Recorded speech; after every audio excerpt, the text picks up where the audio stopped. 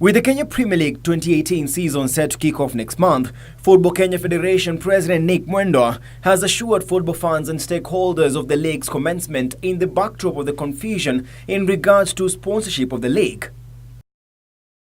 We have been in the forefront of negotiating with government and SportPesa.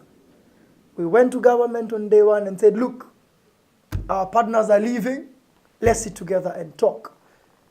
And we have engaged government, we have engaged SportPesa, and the betting industry in that case. We understand that there's an issue about rebates being discussed. Obviously, as a federation, then we do not step into the cracks and matters of that because it's between government, revenue, and SportPesa.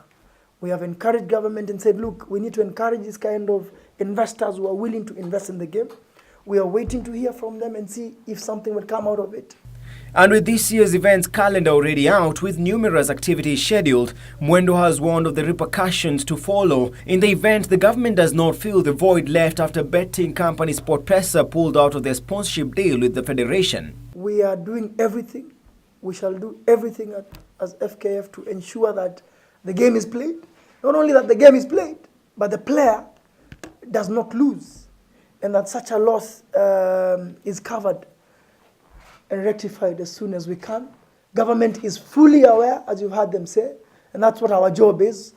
We have sensitized government to understand that it means losing jobs. Loss of funds means loss of jobs.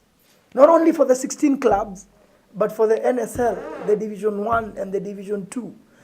Meanwhile, the Federation's chief has dismissed Muhoroni Youth's attempt to obtain an injunction stopping the resumption of the league come February 2nd.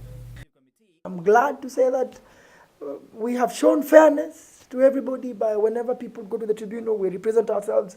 And if the court pronounces anything, we comply with it.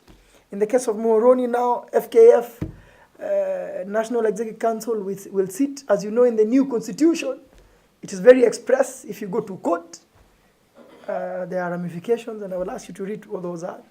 So now we shall proceed with a meeting in early February to make sure we do the right thing for the game and deal with individuals who are going to court and causing the game upheaval. The team claims the relegation from the top-tier league was unfair. For Channel 1 Sports, I'm Richard Monga.